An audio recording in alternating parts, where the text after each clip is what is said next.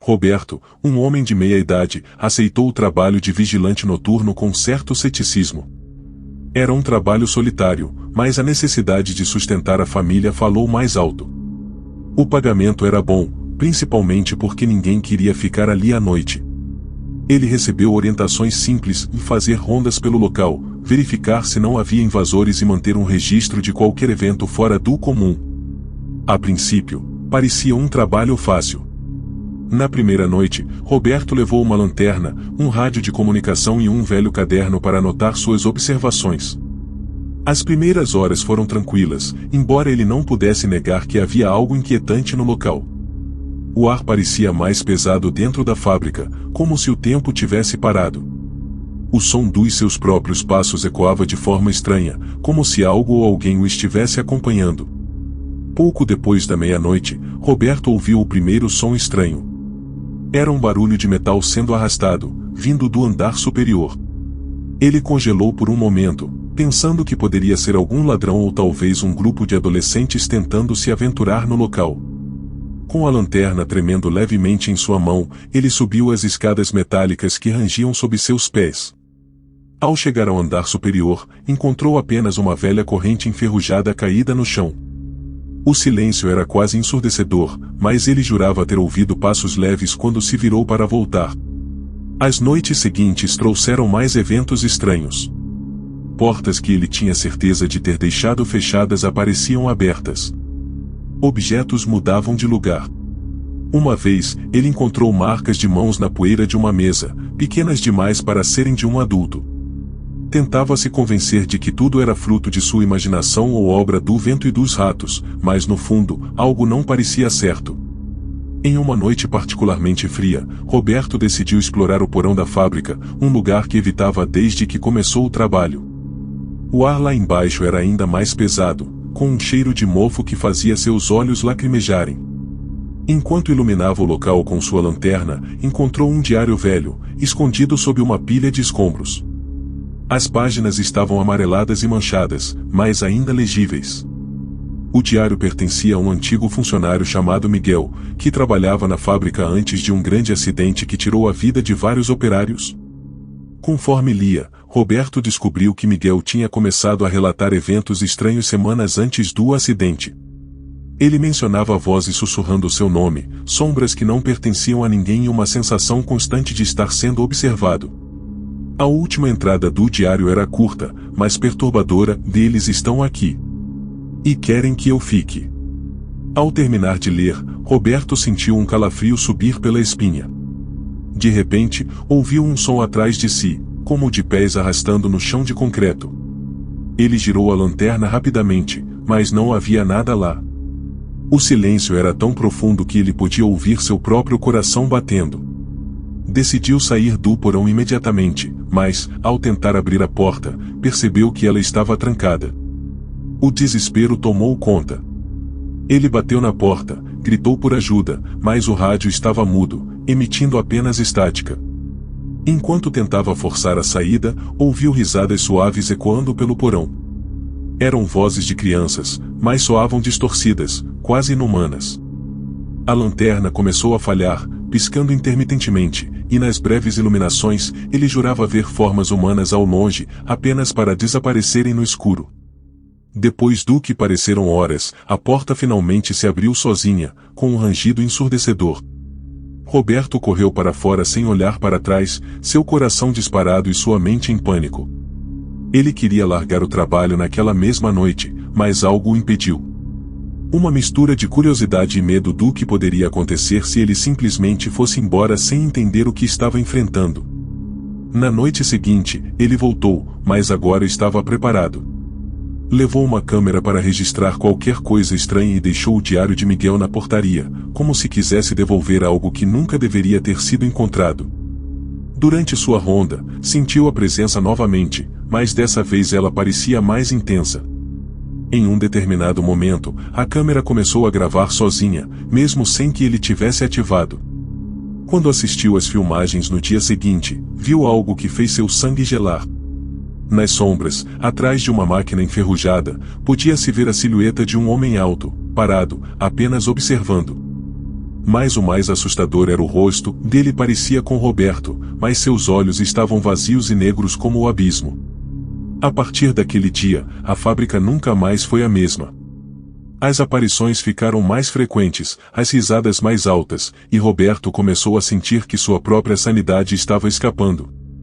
Ele decidiu abandonar o trabalho, mas, na última noite, antes de sair, encontrou algo que selou seu destino. Ao revisar suas anotações no caderno, notou que alguém havia escrito uma frase em letras grandes e tremidas: "Você não pode ir agora, você é um de nós." O caderno caiu de suas mãos enquanto ele sentia uma presença atrás de si. Naquela mesma noite, a fábrica foi encontrada completamente vazia.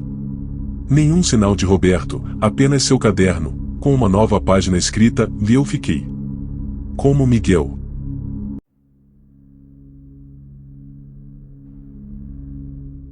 A primeira vez que Clara ouviu a voz, ela estava na enfermaria, organizando prontuários médicos. Um pedido de ajuda suave e fraco ecoou pelo corredor. "Enfermeira, e por favor, me ajude." Assustada, ela se virou em direção ao som. Parecia vir da ala leste, onde apenas alguns pacientes eram admitidos. Ela rapidamente pegou sua prancheta e foi até o quarto 304, de onde a voz parecia se originar. Abrindo a porta, ela viu um homem idoso deitado na cama, frágil e pálido, com cabelos finos e ralos e linhas profundas gravadas em seu rosto. Seus olhos estavam semicerrados e sua respiração superficial. "Você me chamou?" Clara perguntou gentilmente. O homem assentiu, seus lábios tremendo como se fosse formar palavras, mas nada saiu. "Vou chamar o médico", disse Clara, recuando para sair. Mas quando ela se virou, o velho agarrou seu pulso com uma força surpreendente. Seu toque era gelado. "Não, e apenas fique", ele sussurrou. O medo em sua voz a fez parar. Ela ficou com ele por um tempo, segurando sua mão até ele adormecer. Na manhã seguinte, Clara mencionou o encontro à enfermeira responsável. "O paciente no quarto 304 parecia realmente angustiado ontem à noite", disse ela. A enfermeira responsável lançou-lhe um olhar perplexo. "Não há ninguém no quarto 304, respondeu ela. Clara sentiu um arrepio percorrer sua espinha. Ela argumentou que tinha estado lá, falado com o homem, até tocado em sua mão. A enfermeira responsável apenas balançou a cabeça. O quarto 304 está vazio há meses. Ninguém mais é designado para lá.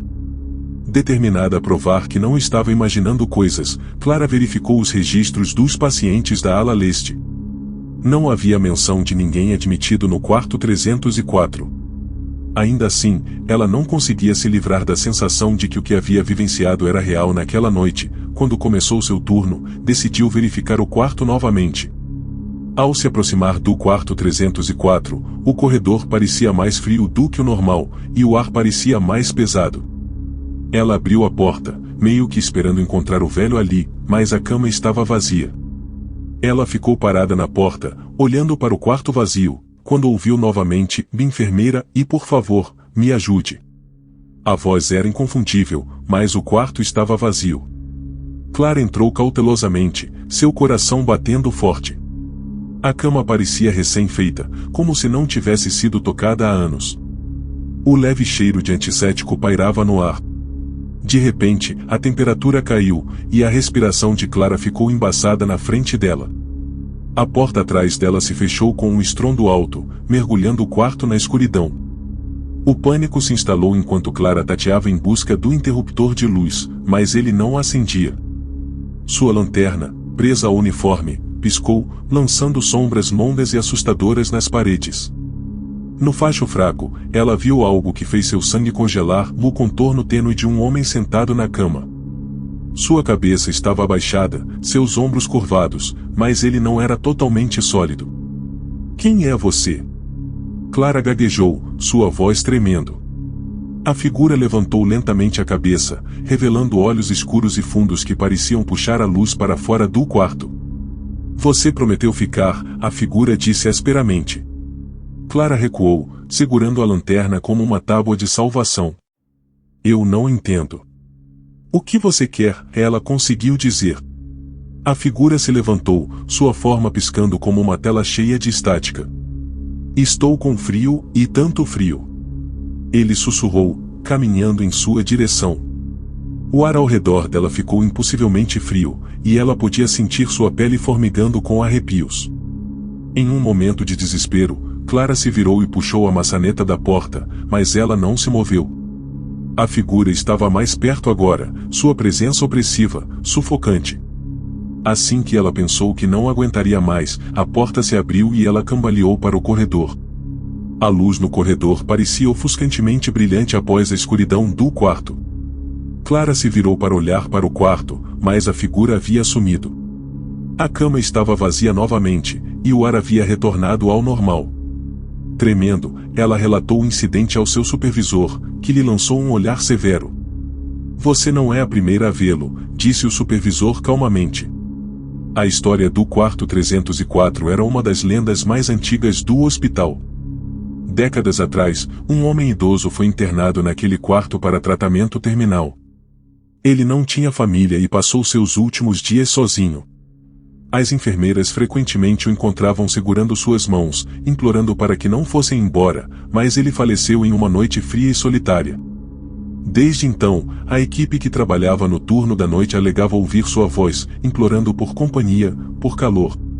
Apesar de conhecer a história, Clara não conseguia ficar longe do quarto 304.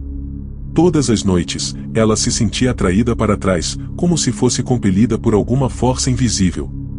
Às vezes, ela ouvia a voz chamando por ela, outras vezes o quarto parecia anormalmente frio e, em raras ocasiões, ela vislumbrava a sombra do homem no canto do olho. As experiências começaram a cobrar seu preço. Ela não conseguia dormir durante o dia, assombrada pela memória da figura e suas palavras assustadoras. Seus colegas de trabalho notaram as olheiras sob seus olhos e seu crescente desconforto, mas ela não conseguia se convencer a contar tudo a eles. Uma noite, Clara decidiu confrontar o que quer que estivesse no quarto 304. Armada com um crucifixo, uma lanterna e pura determinação, ela entrou no quarto e fechou a porta atrás de si. Estou aqui, ela disse em voz alta. O que você quer de mim? O ar ficou frio, e o contorno tênue do homem apareceu novamente, sentado na cama. Desta vez, Clara não recuou. Ela se aproximou, segurando o crucifixo firmemente na mão. Você não está mais sozinha, ela disse, sua voz firme apesar do medo se contorcendo em seu peito. A figura pareceu piscar, seus olhos vazios se fixando nos dela. Por um momento, ela pensou ter visto um lampejo de emoção, tristeza, alívio ou talvez gratidão. Então, desapareceu, deixando o quarto assustadoramente quieto e parado. Daquela noite em diante, o quarto 304 permaneceu em silêncio. A voz parou de chamar, e o frio opressivo desapareceu. Clara continuou seu trabalho no hospital, mas nunca se esqueceu do paciente que estava preso entre mundos, ansiando por calor e companhia. Mesmo anos depois, ela olhava para o quarto 304 e se perguntava se ele finalmente havia encontrado paz, ou se ele ainda estava esperando, silenciosamente, que outra pessoa ficasse.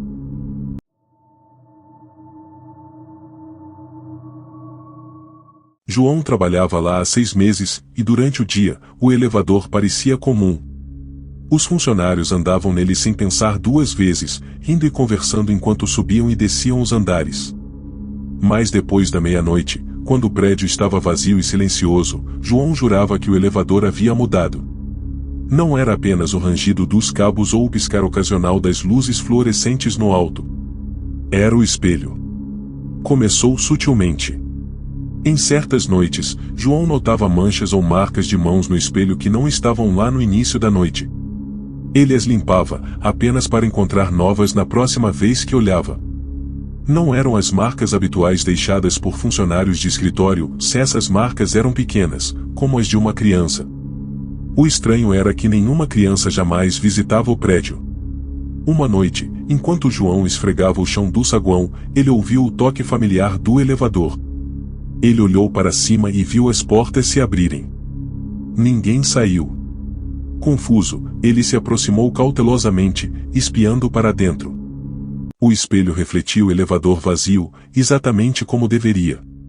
Ignorando isso como uma falha técnica, ele apertou o botão para enviar o elevador de volta aos andares superiores e voltou à limpeza. Mas quando ele se virou, ele viu algo com o canto do olho, um lampejo de movimento no espelho. Girando de volta, João olhou para o elevador. Estava vazio. No entanto, no espelho, por uma fração de segundo, ele pensou ter visto o contorno sombrio de alguém parado no canto mais distante. Ignorando isso como sua imaginação, João decidiu fazer uma pausa. Sentado no pequeno armário do zelador, tomando seu café, ele não conseguia se livrar da sensação de que o espelho do elevador estava errado. Ele não refletia apenas o mundo físico, parecia refletir outra coisa, algo que não deveria estar ali. Conforme as semanas passavam, as ocorrências estranhas aumentavam. João começou a notar coisas que desafiavam a explicação. Uma vez, enquanto subia de elevador para o último andar, ele olhou para o espelho e viu seu próprio reflexo, mas com uma pequena e assustadora diferença: seu reflexo não estava olhando para ele. Em vez disso, estava olhando para as portas espelhadas como se estivesse observando algo atrás dele. João se virou, o coração disparado, mas o elevador estava vazio. Quando ele se virou novamente para o espelho, seu reflexo estava normal novamente, espelhando seus movimentos perfeitamente. Outra vez, enquanto limpava o elevador tarde da noite, João ouviu um sussurro fraco. Era tão suave que ele nem tinha certeza se era real ou ajude-me, disse a voz. Congelando no lugar, ele olhou para o espelho, meio que esperando ver alguém atrás dele. Mas era apenas seu próprio rosto de olhos arregalados olhando de volta. O sussurro veio novamente, mais claro dessa vez. Ajude-me, por favor. João saiu do elevador, com o coração batendo forte. A voz parecia segui-lo, ficando mais fraca à medida que ele se afastava. Desesperado para entender o que estava acontecendo, ele começou a perguntar aos seguranças do prédio se eles já tinham passado por algo estranho. A maioria descartou suas perguntas com uma risada, mas um guarda mais velho, Manuel, lançou-lhe um olhar severo. Esse espelho está lá desde que o prédio foi construído, disse Manuel. Naquela época, isso não era um escritório. Era uma fábrica têxtil. Houve um acidente, um desabamento de elevador. Matou alguns trabalhadores, incluindo um menino que tinha sido enviado para entregar uma mensagem ao pai em um dos andares superiores. Desde então, coisas estranhas foram relatadas. A maioria das pessoas não percebe durante o dia, mas à noite, e bem, você não é o primeiro zelador a sentir que está sendo observado. Determinado a chegar ao fundo do mistério, João decidiu instalar seu telefone no elevador uma noite. Ele o apoiou no canto, de frente para o espelho, e apertou o botão de gravar. Então ele mandou o elevador subir e descer o prédio enquanto esperava no saguão. Quando o elevador retornou, João pegou seu telefone e começou a rever a filmagem. No começo, foi tranquilo. O elevador vazio subia e descia, o espelho refletindo seu interior vazio. Mas então, perto da metade do vídeo, João viu algo que fez seu sangue gelar. Quando as portas do elevador se abriram no quinto andar, o reflexo no espelho não correspondia à realidade. Em vez do corredor vazio, o espelho mostrou uma figura sombria entrando no elevador, um garoto, não mais velho que 10 anos, com olhos fundos e um rosto que parecia pálido e borrado, como se ele não pertencesse totalmente a este mundo. O garoto ficou em silêncio no canto do elevador, olhando diretamente para o espelho. João observou em silêncio horrorizado enquanto a figura virava lentamente a cabeça, seu olhar vazio fixo no telefone. A tela piscou e o vídeo terminou abruptamente. Aterrorizado, João mostrou a filmagem para Manuel, que assistiu com uma expressão sombria. Eu te disse, Manuel disse calmamente. Ele ainda está aqui. Ele nunca foi embora.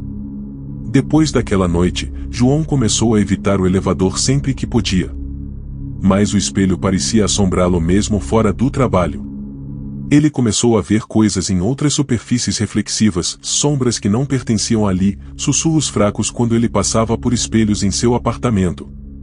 Uma noite, Quando João terminou seu turno e se preparou para sair, ele se viu parado na frente do elevador, incapaz de desviar o olhar do espelho lá dentro. Algo o compeliu a entrar. Quando as portas se fecharam, ele sentiu uma mão fria em seu ombro. Ele se virou para olhar, mas não havia ninguém lá.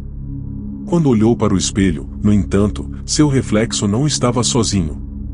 O garoto estava ao lado dele, sorrindo fracamente. O elevador começou a descer, mas em vez de parar no saguão, continuou, e cada vez mais baixo, nas profundezas do prédio, para andares que João nem sabia que existiam. Na manhã seguinte, João não apareceu para trabalhar. As imagens de segurança o mostraram entrando no elevador no final do turno, mas não havia registro de sua saída. O carro do elevador foi encontrado vazio, estacionado no porão, e o espelho dentro dele tinha uma marca de mão fresca espalhada em sua superfície, uma marca de mão pequena e infantil que nenhuma limpeza conseguia remover.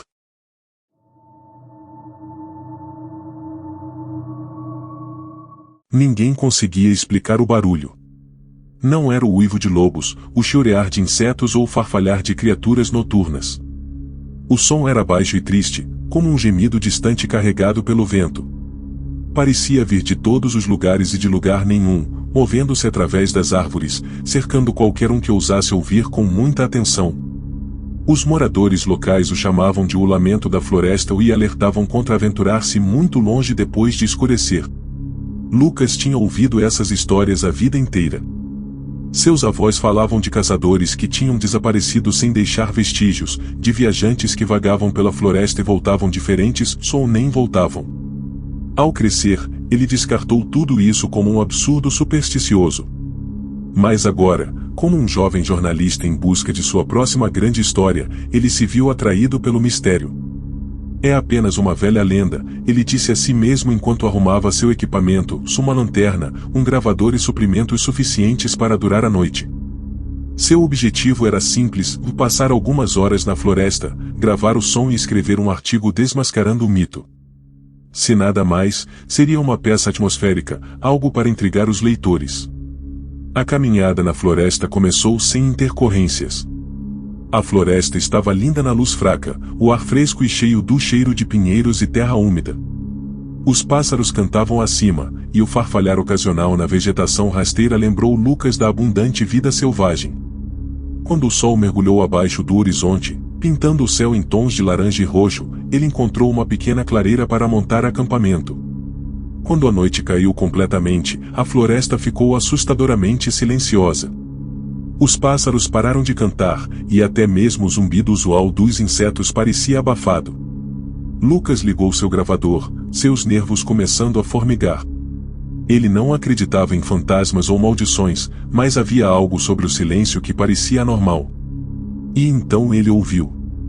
No começo, era quase inaudível, um zumbido fraco e distante que parecia subir e descer como uma respiração. Lucas congelou, esforçando-se para ouvir. O som ficou mais alto, serpenteando por entre as árvores, uma melodia sobrenatural que lhe deu um arrepio na espinha.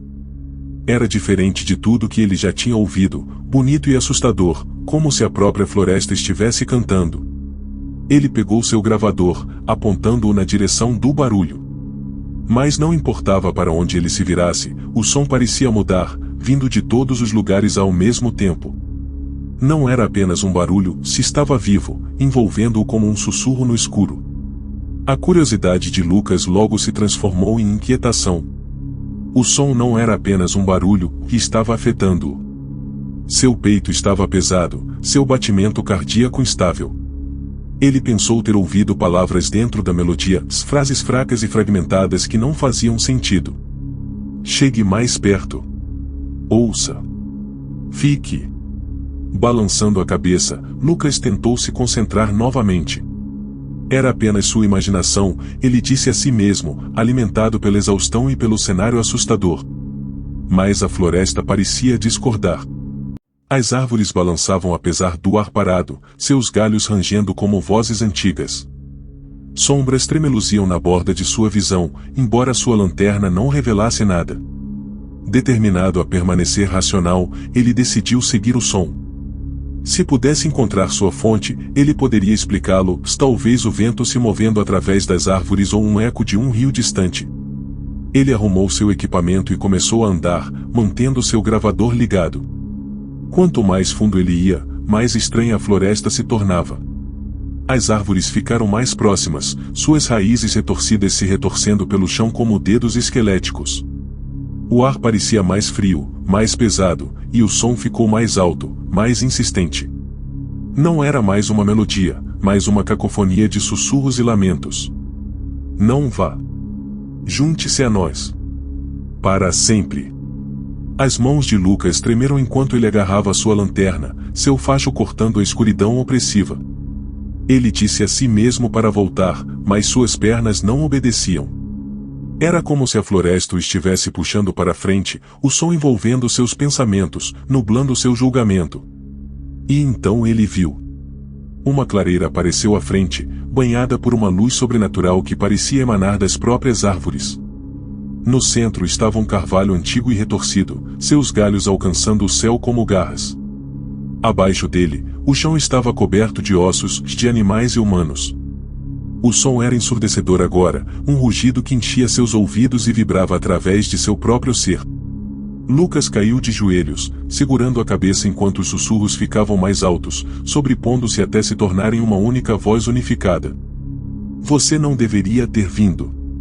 A luz piscou e, pela primeira vez, Lucas os viu, as figuras se movendo entre as árvores, suas formas pálidas e translúcidas. Eles não eram mais humanos, se é que já foram. Seus rostos estavam vazios, seus olhos vazios e suas bocas se moviam em uníssono enquanto cantavam o lamento da floresta. O pânico tomou conta dele, e Lucas se levantou, cambaleando para trás. Ele se virou e correu, o som o perseguindo, ficando cada vez mais alto até que ele pensou que sua cabeça iria se partir. A floresta parecia se mover ao seu redor, as árvores se aproximando, seus galhos arranhando suas roupas e pele. De alguma forma, ele rompeu pela linha das árvores, desabando no caminho de terra que levava de volta ao seu carro. O som parou abruptamente, deixando um silêncio opressivo em seu rastro. Seu peito arfava enquanto ele ofegava por ar, seu corpo tremendo. Lucas não se lembrava de dirigir para casa. Quando ele finalmente olhou para seu gravador no dia seguinte, ele não encontrou nada além de estática. Nenhum sussurro, nenhuma melodia, nenhuma prova do que ele tinha experimentado. Mas os arranhões em seus braços e a memória assustadora das figuras entre as árvores eram prova suficiente para ele. Ele nunca mais voltou para a floresta. Semanas depois, ele ouviu que outro caminhante tinha desaparecido na mesma área, seus pertences encontrados abandonados perto da clareira. Lucas sabia que era melhor não contar a ninguém o que tinha visto, se eles não acreditariam nele de qualquer maneira. Mas às vezes, tarde da noite, ele jurava que ainda conseguia ouvir o som. Fraco e distante, como se a floresta o estivesse chamando de volta.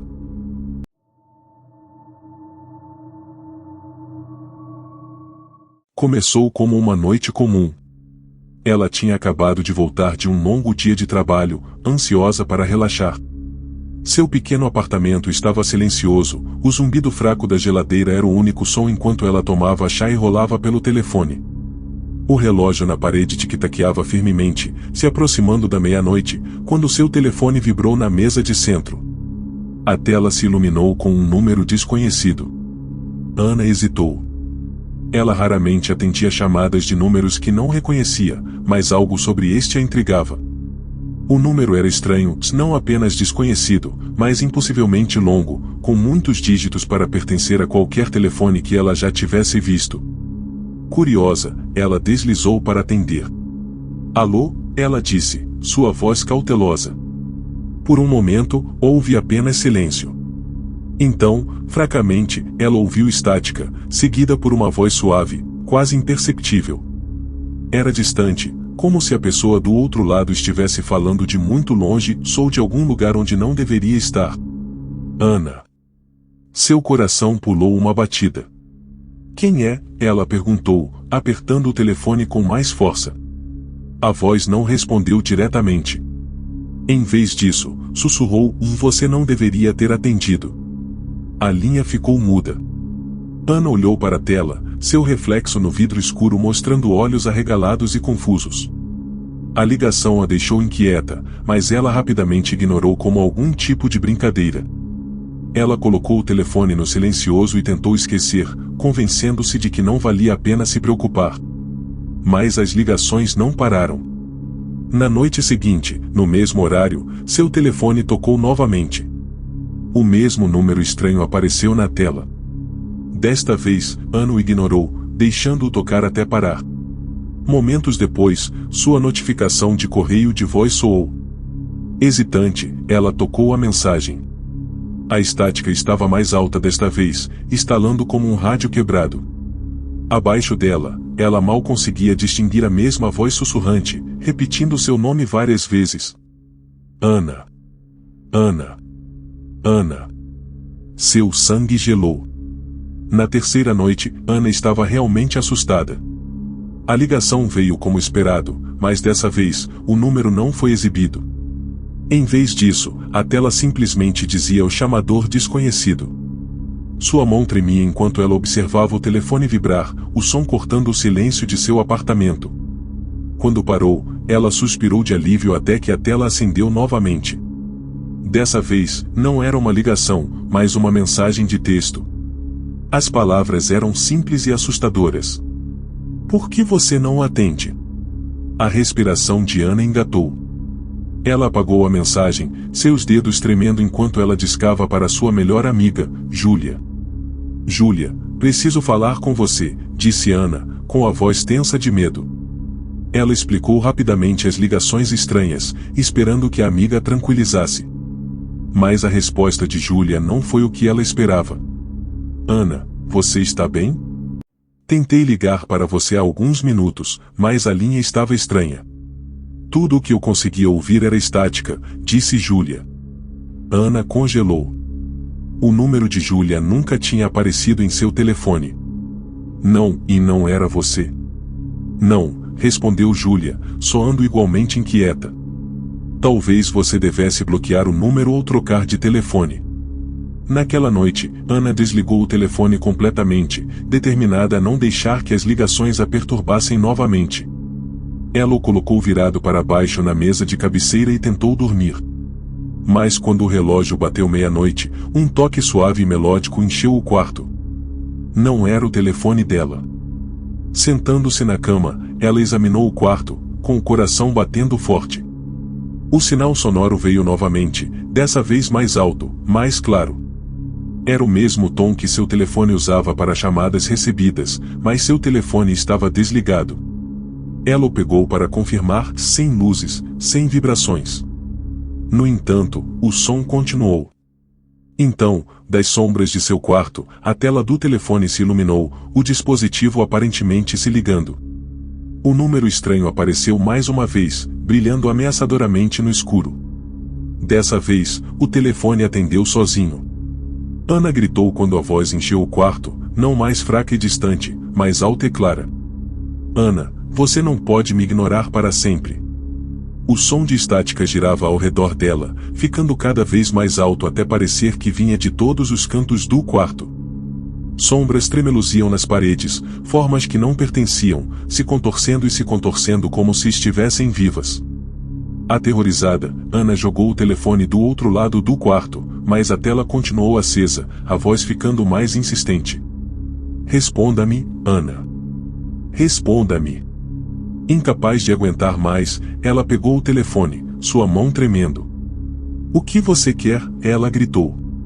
A voz ficou em silêncio por um momento, a estática desaparecendo para um zumbido baixo. Então ela falou, fria e desprovida de emoção. Você atendeu a primeira chamada. Esse foi seu erro. Agora, você pertence a mim. A linha caiu, e o telefone desligou sozinho. Ana ficou congelada, o silêncio em seu apartamento opressivo. Ela não dormiu naquela noite, seus olhos fixos no telefone, esperando que ele acendesse novamente. Os dias se transformaram em semanas, mas as ligações pararam. Ana começou a sentir que talvez tivesse acabado, embora o desconforto nunca deixasse completamente. Ela evitava usar o telefone, exceto quando absolutamente necessário, e o mantinha desligado à noite. Então, uma noite, enquanto caminhava para casa, seu telefone vibrou em seu bolso. Ela o puxou e congelou. O número estava de volta. E desta vez, ele simplesmente disse: "Estou mais perto do que você pensa." Ana olhou ao redor, seu coração acelerado. A rua estava vazia, as sombras longas na luz fraca. Sua respiração acelerou quando ela percebeu que não estava sozinha. Atrás dela, bem no limite de sua visão, uma figura estava observando. Altas em feições, estava envolta em escuridão, e ainda assim ela podia sentir seu olhar penetrando através dela. O telefone escorregou de sua mão, a tela se estilhaçando ao atingir o pavimento. Mas o som de estática não parou. Ficou mais alto, enchendo seus ouvidos enquanto a figura começou a se mover em sua direção, lenta e deliberadamente.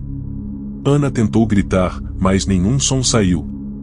A última coisa de que se lembrava antes de tudo ficar escuro foi o sussurro fraco da voz, agora bem ao lado dela. "Você não deveria ter atendido."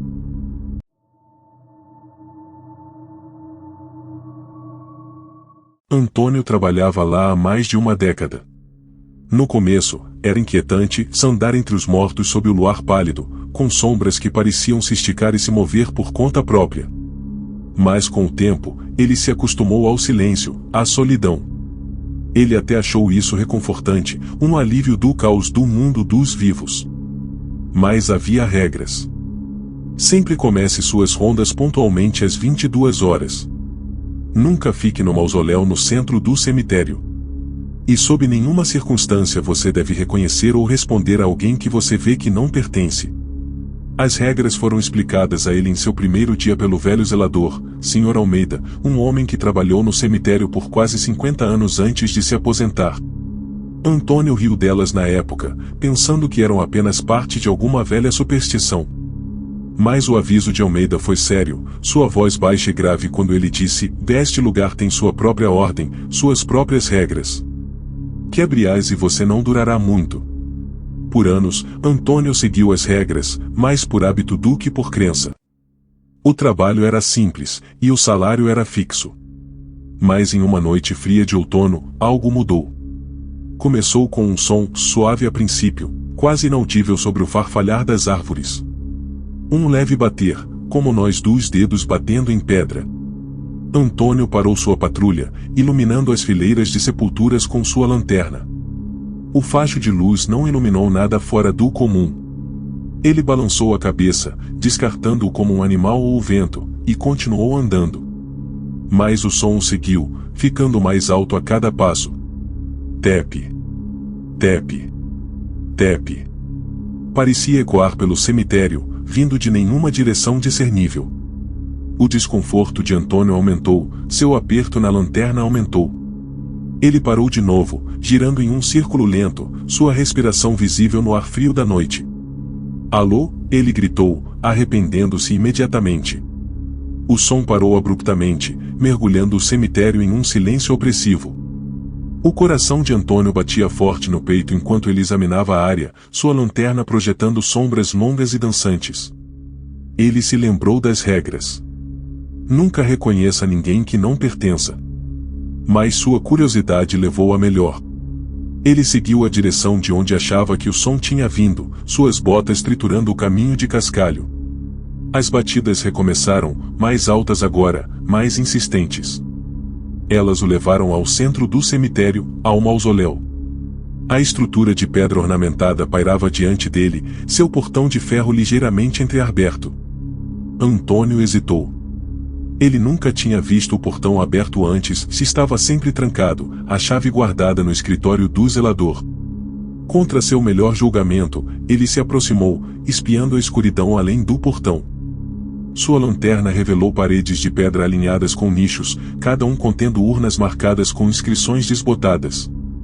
O ar lá dentro estava mais frio do que lá fora, pesado com o cheiro de pedra úmida e decomposição. E então ele viu. No fundo do mausoléu, uma figura estava curvada sobre um nicho aberto. Estava de costas para ele, sua forma mal iluminada pela lanterna. Usava roupas esfarrapadas, sua estrutura fina e angular, quase esquelética. Ei! Antônio gritou, sua voz ecoando nas paredes de pedra. Você não deveria estar aqui. A figura congelou, então lentamente virou a cabeça em sua direção. Seu rosto estava magro, sua pele pálida e esticada sobre seus ossos. Olhos negros e fundos o encaravam, e sua boca se contorceu em um sorriso grotesco. Antônio cambaleou para trás, sua lanterna tremendo em sua mão.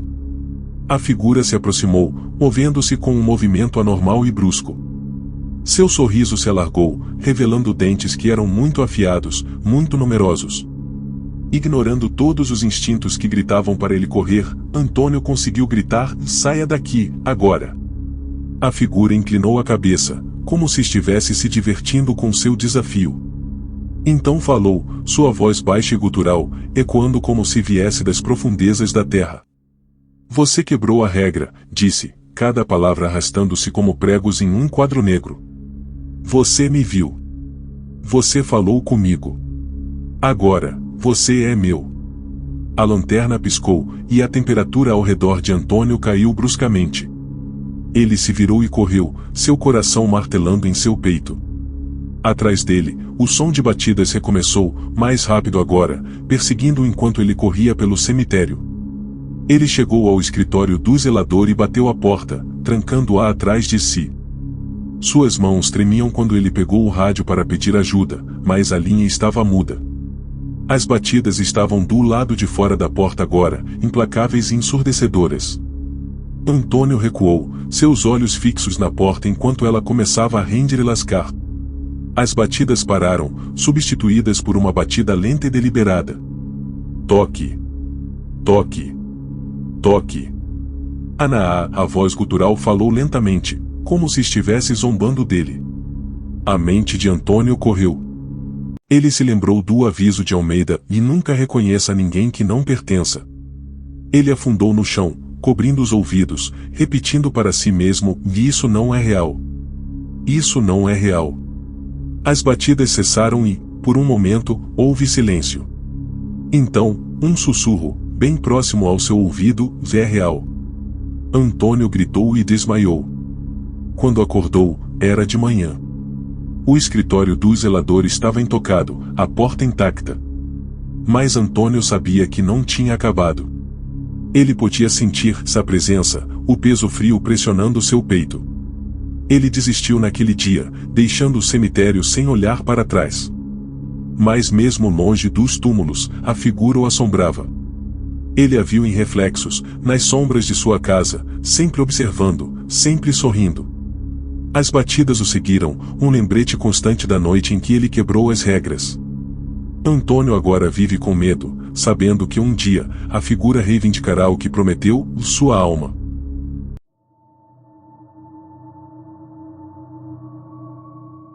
Para Marta, a chefe de mesa, a noite começou como qualquer outra. Os clientes habituais estavam espalhados pelas mesas, suas conversas murmuradas misturadas à suave música de piano tocando ao fundo. Ela trabalhava no Bela Noite há anos e conhecia cada canto, da adega no porão ao pequeno depósito no andar de cima. Mas naquela noite, algo parecia estranho. Foi sutil no início, um frio no ar que permanecia perto da mesa 7, não importa quantas vezes o aquecimento fosse ajustado. Marta tentou se livrar disso, atribuindo-o às peculiaridades do antigo prédio. Por volta das 21 horas, um homem entrou. Ele era alto, vestia um casaco preto, com pele clara que parecia quase luminescente sob as luzes fracas. Seus movimentos eram deliberados, como se cada passo fosse cuidadosamente medido. Marta se aproximou dele com seu sorriso caloroso de sempre. Boa noite. Mesa para um? Ela perguntou. O homem assentiu silenciosamente, seus olhos escuros fixos nos dela por um momento antes de se voltarem para a sala de jantar. Seu olhar permaneceu, examinando as mesas, como se procurasse alguém, ou algo. Marta o levou até a mesa 7, o único lugar desocupado naquela noite, e lhe entregou um cardápio. Posso pegar algo para você beber enquanto decide? Ela ofereceu. O homem não respondeu imediatamente. Em vez disso, Ele olhou para o cardápio como se as palavras nele não significassem nada para ele. Finalmente, em uma voz suave, mas estranhamente ressonante, ele disse: só água. Marta assentiu e foi embora, sentindo um desconforto inexplicável se instalar em seu peito. Enquanto servia água para ele, ela olhou para ele. Ele estava sentado perfeitamente imóvel, com as mãos apoiadas na mesa, os olhos fixos no assento vazio à sua frente. Quando ela voltou com o copo, notou algo estranho. O ar ao redor da mesa 7 parecia mais frio, o tipo de frio que tornava sua respiração visível. Ela colocou a água na frente dele, seus dedos roçando em sua mão por acidente. Estava gelado. Assustada, ela se afastou, mas o homem não reagiu. Me avise se precisar de mais alguma coisa, disse Marta, forçando um sorriso antes de ir embora rapidamente. À medida que a noite avançava, Marta ficou de olho no homem. Ele não bebeu sua água, não pediu comida e não se moveu de seu assento. Ocasionalmente, seus lábios se moviam como se ele estivesse falando, mas ninguém estava sentado com ele, e nenhum som saiu.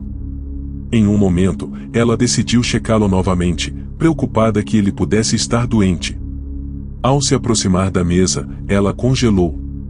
Por um breve momento, ela viu alguém sentado em frente a ele, uma mulher em um vestido longo e esvoaçante, suas feições indistintas e borradas, como uma fotografia fora de foco. Marta piscou, e a mulher tinha sumido.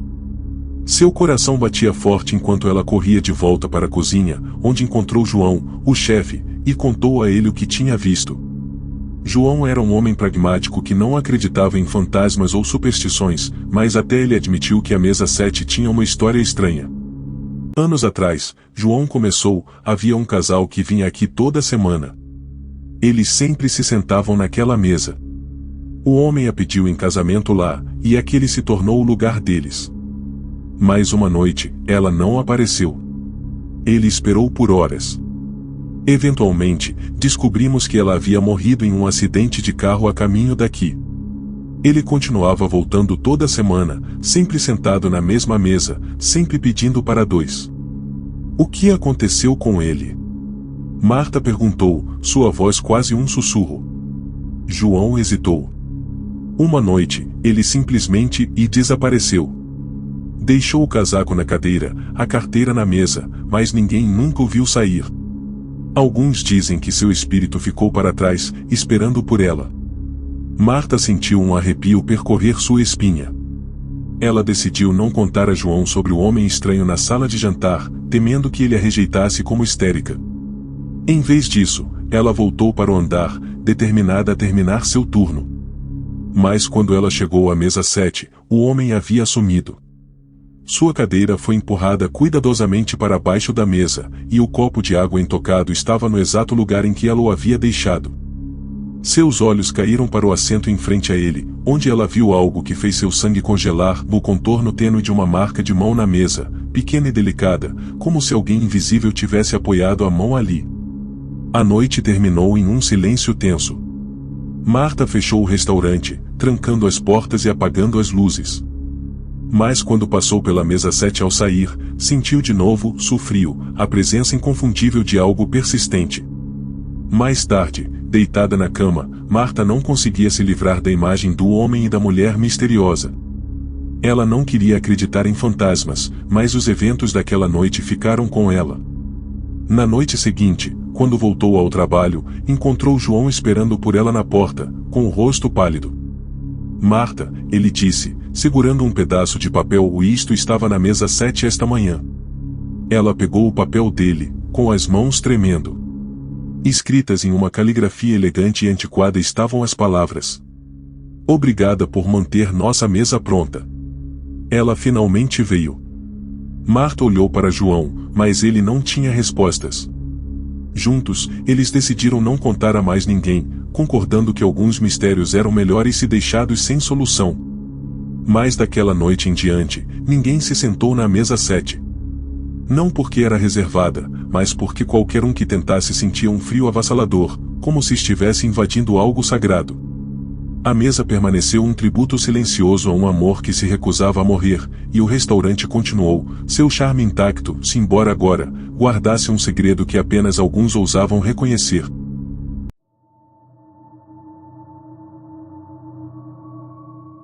Para Júlia, a biblioteca era um santuário. Ela trabalhava lá como assistente de meio período enquanto terminava sua graduação em literatura. A maioria dos dias era sem novidades, com os clientes habituais navegando ou pesquisando. Mas sempre havia sussurros sobre o lado mais sombrio da biblioteca, contos de livros que sussurravam, sombras que se moviam sozinhas e uma sala escondida que ninguém conseguia encontrar a menos que a biblioteca quisesse. Júlia descartava essas histórias como folclore, passadas para entreter ou assustar. Isso foi até a noite em que ela decidiu ficar até mais tarde. Era uma noite de sexta-feira tempestuosa, do tipo em que a chuva batia nas janelas e trovões ressoavam à distância. Júlia havia perdido a noção do tempo enquanto catalogava as novas chegadas nos arquivos do porão. Quando percebeu o quão tarde era, a biblioteca principal no andar de cima já estava escura. Pegando sua lanterna, Júlia subiu a escada rangente, seus passos ecoando no silêncio. A tempestade lá fora parecia se intensificar, os relâmpagos bruxuleantes lançavam sombras assustadoras nas paredes. Ela sentiu um frio estranho no ar, um que parecia penetrar em seus ossos. Quando chegou ao andar principal, algo chamou sua atenção, um brilho fraco vindo do canto mais distante da biblioteca. Era suave, pulsando como uma batida de coração, emanando da seção de livros raros. Júlia franziu a testa. Ela tinha certeza de que havia apagado todas as luzes. Alô? Ela chamou, sua voz quebrando o silêncio opressivo. Nenhuma resposta.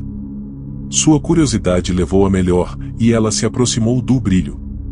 O ar ficava mais frio a cada passo, e os pelos da nuca dela se arrepiavam. Quando chegou à fonte, ela congelou. Um dos livros na prateleira estava brilhando fracamente. Era um volume antigo, encadernado em couro, sem título na lombada. Quando Júlia estendeu a mão para tocá-lo, a luz diminuiu, e o ar ao seu redor pareceu mudar. Ela hesitou, mas então tirou o livro da prateleira. A capa estava gravada com símbolos estranhos que pareciam quase vivos, mudando ligeiramente sob seu olhar. Quando ela abriu, encontrou as páginas em branco, exceto a primeira, que tinha uma única linha escrita em uma caligrafia elegante. Para aprender a verdade, você deve ouvir. Uma rajada repentina de vento soprou pela biblioteca, fechando o livro em suas mãos. Júlia cambaleou para trás, quase o deixando cair. As luzes piscaram, e ela ouviu algo, um sussurro, fraco, mas inconfundível, vindo de dentro da biblioteca. Júlia. Ela se virou, sua lanterna tremendo em sua mão.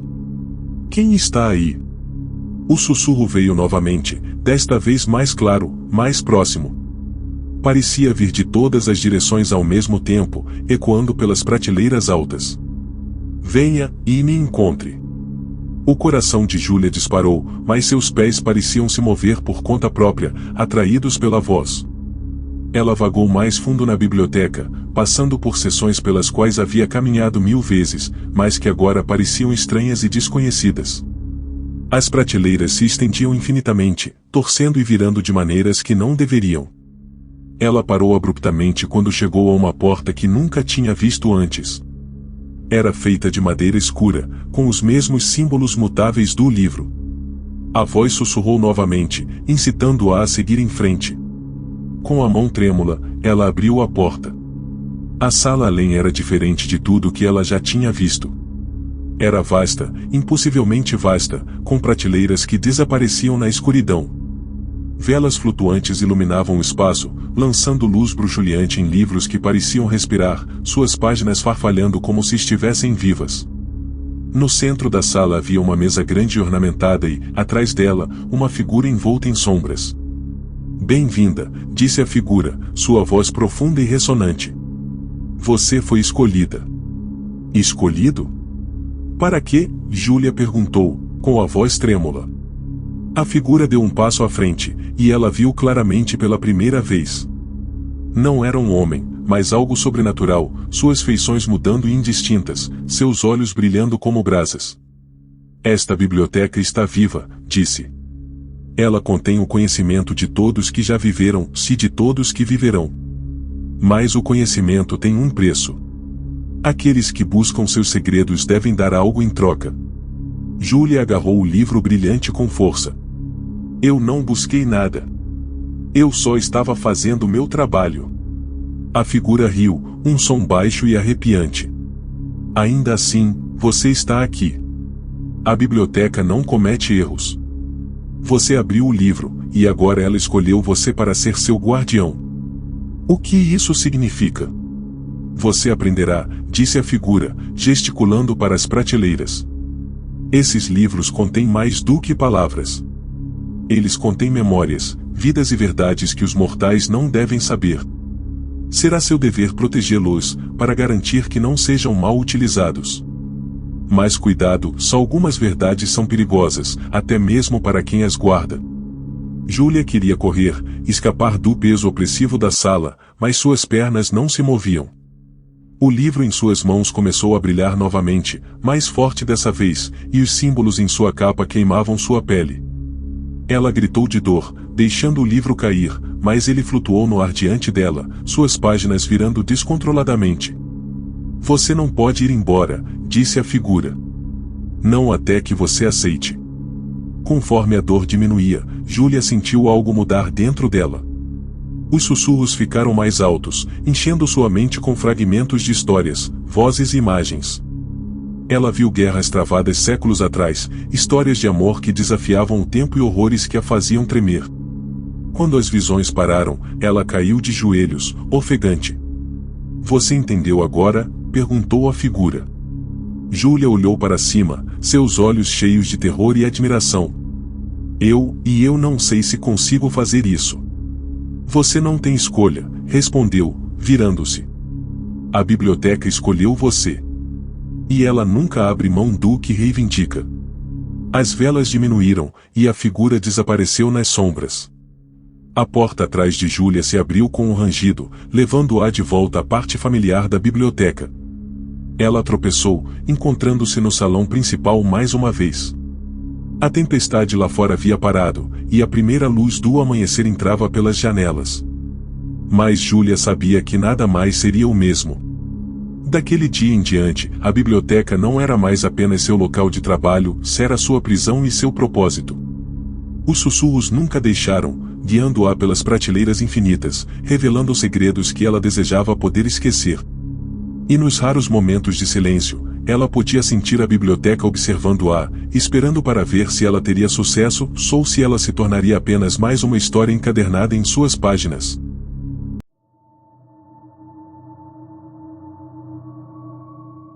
Aquela noite não foi diferente, a princípio.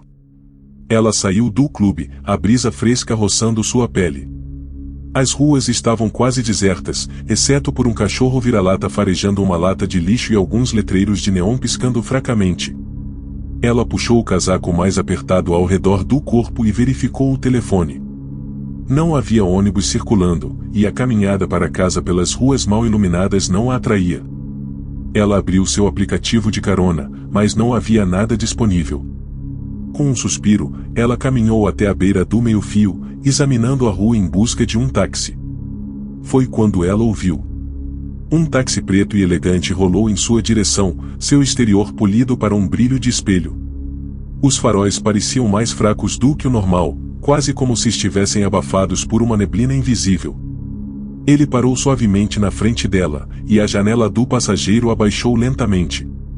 O motorista se inclinou, seu rosto obscurecido pelas sombras. Tudo o que ela podia ver era o contorno tênue de um homem, seu chapéu puxado para baixo sobre o rosto. A voz dele estava calma, quase calma demais. Precisa de uma carona? Sofia hesitou. Algo no táxi parecia estranho. Mas a ideia de andar sozinha pelas ruas escuras a fez concordar. Sim, obrigada. A porta traseira se abriu com um clique e ela entrou. Os assentos de couro eram frescos e macios, e o leve cheiro de algo metálico pairava no ar. Para onde? Perguntou o motorista, seus olhos encontrando os dela brevemente no espelho retrovisor. Ela deu seu endereço a ele, recostando-se no assento enquanto o carro se afastava do meio-fio. A viagem começou em silêncio, as luzes da cidade passando pelas janelas. O motorista não fez conversa fiada, o que Sofia apreciou. Ela estava cansada e sem vontade de conversar. Mas logo percebeu algo estranho. As ruas pelas quais estavam dirigindo não pareciam familiares. A princípio, ela pensou que poderia ser um atalho, mas quanto mais avançavam, menos reconhecível o ambiente se tornava. Os letreiros de neon e as luzes da rua deram lugar a estradas mais escuras e estreitas. Os prédios pareciam mais velhos, suas janelas quebradas ou fechadas com tábuas. Esse não parece ser o caminho para o meu lugar, ela disse, inclinando-se ligeiramente para a frente. O motorista não respondeu. Com licença, ela repetiu, sua voz mais alta agora. Estamos indo pelo caminho certo? As mãos do homem apertaram o volante, e o estômago de Sofia se revirou. Ela olhou para o telefone para verificar o GPS, mas a tela estava preta. Ela tocou repetidamente, mas nada aconteceu. Seu desconforto se transformou em pânico quando ela percebeu a temperatura dentro do táxi caindo. Ela podia ver sua respiração no ar agora, cada expiração uma nuvem tênue.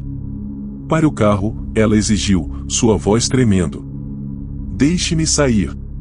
A cabeça do motorista se inclinou ligeiramente, como se a reconhecesse pela primeira vez. Seus olhos encontraram os dela no espelho retrovisor, e ela sentiu seu sangue gelar. Seu rosto estava pálido, anormalmente pálido, e seus olhos eram pretos, completamente pretos, sem branco ou pupilas. Você queria uma carona, ele disse, sua voz baixa e assustadora. Eu vou te levar onde você precisa ir.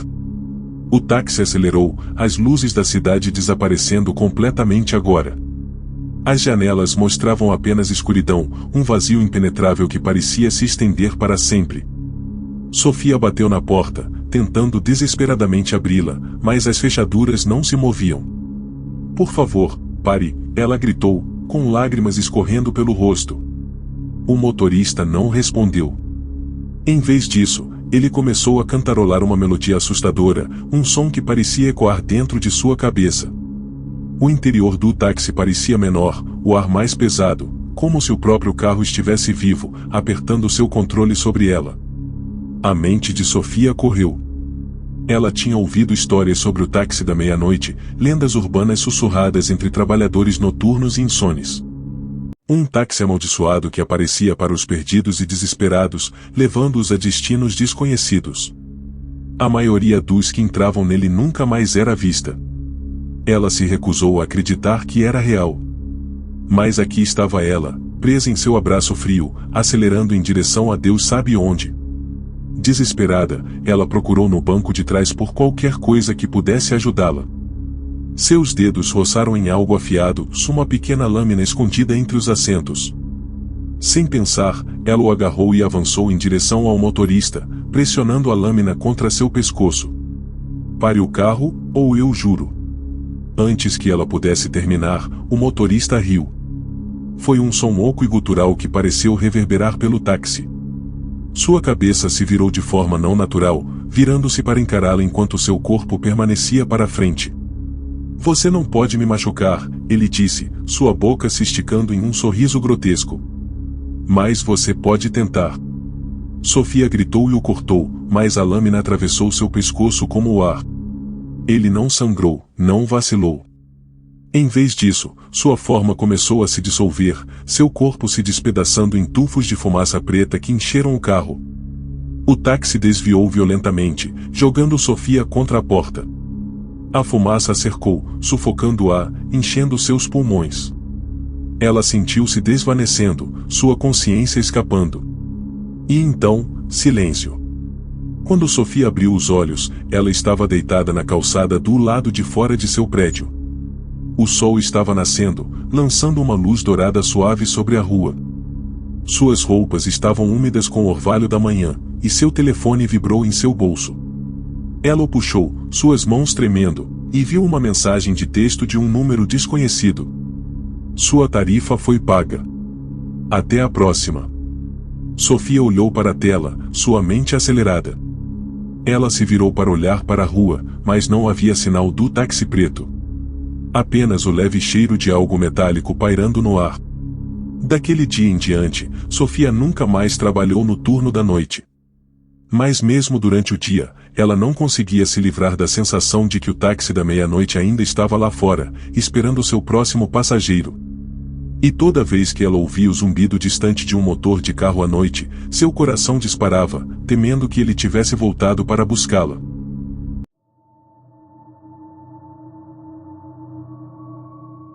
Durante anos, ele ficou esquecido, uma sombra de sua antiga glória. Isto é, até que um grupo de exploradores urbanos decidiu passar o fim de semana documentando o local infame. O grupo era formado por 4 amigos: o Lucas, o líder e cinegrafista, o Ana, uma cética com uma queda por história, o Bruno, o alívio cômico que nunca levou nada a sério, e Carla, que tinha um profundo fascínio pelo paranormal. O plano deles era simples: passar 48 horas dentro do hotel, capturando imagens e provando, refutando, as lendas. Armados com câmeras, lanternas e uma mochila cheia de suprimentos, eles chegaram em uma tarde de sexta-feira com neblina. A fachada imponente do Mirabel pairava sobre eles, seu exterior outrora grandioso agora desgastado e rachado. Videiras subiam pelas paredes e janelas quebradas davam a impressão de olhos vazios e vigilantes. Assustador, Bruno murmurou, tentando mascarar seu desconforto com uma risada nervosa. Lucas sorriu, ajustando sua câmera. Assustador é bom. O assustador tem vistas. Eles empurraram as pesadas portas de madeira, que rangiam alto, como se protestassem contra sua entrada. Lá dentro, o ar estava denso de poeira e um leve cheiro de mofo. O grande saguão estava assustadoramente intacto, com seu lustre ornamentado pendurado precariamente, lançando luz fragmentada no piso de mármore abaixo. A recepção ainda tinha um sino velho, que Carla não conseguiu resistir a tocar. O som agudo ecoou de forma não natural, como se o próprio prédio tivesse respirado. Bem-vindos ao Mirabel, ela brincou, sua voz tingida de excitação nervosa. O grupo passou as primeiras horas explorando e montando seus equipamentos. Os andares superiores estavam bloqueados por escombros, mas o térreo e o porão ofereciam muito para investigar. Eles encontraram vestígios da vida anterior do hotel, móveis deteriorados, fotografias desbotadas e livros de hóspedes com páginas que se desintegravam ao toque. Não demorou muito para que coisas estranhas começassem a acontecer. No começo, era pequeno, fácil de ignorar. O som de passos em corredores distantes, o piscar de lanternas que Ana atribuiu a baterias defeituosas e uma corrente de ar frio que parecia segui-los não importava para onde fossem. Mas conforme a noite avançava, os fenômenos se tornavam mais difíceis de ignorar. Enquanto revisava as filmagens no saguão, Lucas congelou. Alguém de vocês ficou em frente ao corrimão do segundo andar antes? Os outros trocaram olhares confusos. Não, disse Carla, inclinando-se sobre o ombro dele para olhar para a tela. A reprodução mostrou uma figura sombria parada no corrimão acima, observando-os. Seu contorno era tênue, mas inconfundível. Lucas rebobinou a filmagem várias vezes, mas nenhum deles conseguiu explicar. Provavelmente apenas um truque de luz, disse Ana, embora sua voz não tivesse convicção. Mais tarde naquela noite, eles decidiram se separar para cobrir mais terreno, apesar dos protestos de Carla. Lucas e Ana foram para o porão, enquanto Bruno e Carla ficaram no saguão. No porão, Lucas e Ana encontraram o que parecia ser uma antiga área de funcionários, completa com armários e uma sala de descanso. O ar estava mais frio lá embaixo, e suas lanternas mal pareciam perfurar a escuridão. Vamos filmar e voltar para cima, disse Ana, com a voz tensa. Lucas assentiu, girando sua câmera ao redor da sala. Enquanto fazia isso, sua luz captou algo, uma figura parada no outro extremo do corredor. Era alta, anormalmente alta, e sua cabeça parecia inclinada como se os observasse. Você vê isso? Lucas sussurrou. Ana se virou, mas a essa altura a figura já havia sumido. Vamos, disse ela, agarrando seu braço. Enquanto isso, no saguão, Carla e Bruno examinavam os livros de hóspedes quando ouviram um zumbido fraco. Era melódico, quase hipnótico, e parecia vir da grande escadaria. Você ouviu isso, certo? Carla perguntou, segurando sua lanterna com força. Bruno assentiu, pela primeira vez incapaz de fazer uma piada. Eles seguiram o som escada acima, que rangia alto sob seu peso. No topo, encontraram um longo corredor com portas, todas ligeiramente entreabertas. O zumbido ficou mais alto à medida que se aproximavam de um dos quartos. Carla abriu a porta, revelando o que parecia ser um berçário de criança. O quarto estava intocado pelo tempo, com brinquedos cuidadosamente dispostos e uma pequena cadeira de balanço balançando suavemente, embora não houvesse brisa. Na parede, escritas em letras vermelhas desbotadas, estavam as palavras: "Você não deveria estar aqui." Bruno deu um passo para trás, seu rosto pálido. "Ok, eu voto para irmos embora." "Tipo, agora." Antes que Carla pudesse responder, a porta bateu e a temperatura despencou. O zumbido se transformou em um rosnado gutural, e a cadeira de balanço parou abruptamente. De volta ao porão, Lucas e Ana estavam tentando encontrar o caminho de volta quando ouviram os outros gritando. Lucas pegou seu rádio para chamá-los, mas tudo o que conseguiu foi estática. "Bruno! Carla! Vocês podem nos ouvir?" ele gritou. A estática quebrou e a voz de Carla surgiu, frenética e quase inaudível. "Saiam, e está, e observando." Suas palavras foram abafadas por um grito agudo que fez Lucas e Ana largarem seus rádios. Eles correram de volta para cima, suas lanternas piscando descontroladamente. Quando chegaram ao saguão, Bruno e Carla não estavam em lugar nenhum. "Carla! Bruno!" Ana chamou, sua voz ecoando. De repente, o lustre acima deles começou a balançar violentamente, seus cristais chovendo como cacos de vidro. As portas da frente, sua única saída, se fecharam com força, e uma voz profunda e ressonante encheu a sala. "Saia!" As paredes pareciam se fechar, as sombras ficando mais longas e escuras. Lucas agarrou a mão de Ana, puxando-a em direção à escada. "Temos que encontrá-los." Quando chegaram ao segundo andar, viram Carla agachada em um canto, seu rosto pálido e manchado de lágrimas. Ela estava murmurando algo baixinho, seus olhos arregalados de terror. "O que aconteceu? Onde está Bruno?" Ana perguntou, sacudindo-a. Carla apontou para o corredor, mas tudo o que viram foi escuridão. "Ele o levou," ela sussurrou. "Ele o levou, e está vindo para nós." Antes que pudessem reagir, a escuridão no final do corredor começou a se mover, tomando forma. Era a mesma figura que Lucas tinha visto no porão, mas agora estava mais perto, sua forma mais distinta. Não tinha olhos, apenas órbitas vazias, e sua boca se contorceu em um sorriso anormal. "Corram!" Lucas gritou, puxando as meninas com ele. Eles desceram a escada, mas o saguão não era mais o mesmo. A mobília havia sumido, substituída por fileiras de lápides. As paredes pingavam um líquido escuro e viscoso, e o ar estava cheio de uma sensação avassaladora de pavor. As portas da frente estavam abertas agora, mas uma barreira sombria bloqueava seu caminho. Atrás deles, a figura estava se aproximando, sua risada ecoando pelos corredores amaldiçoados. Desesperado, Lucas pegou o livro Razão de Hóspedes brilhante da recepção e jogou na figura.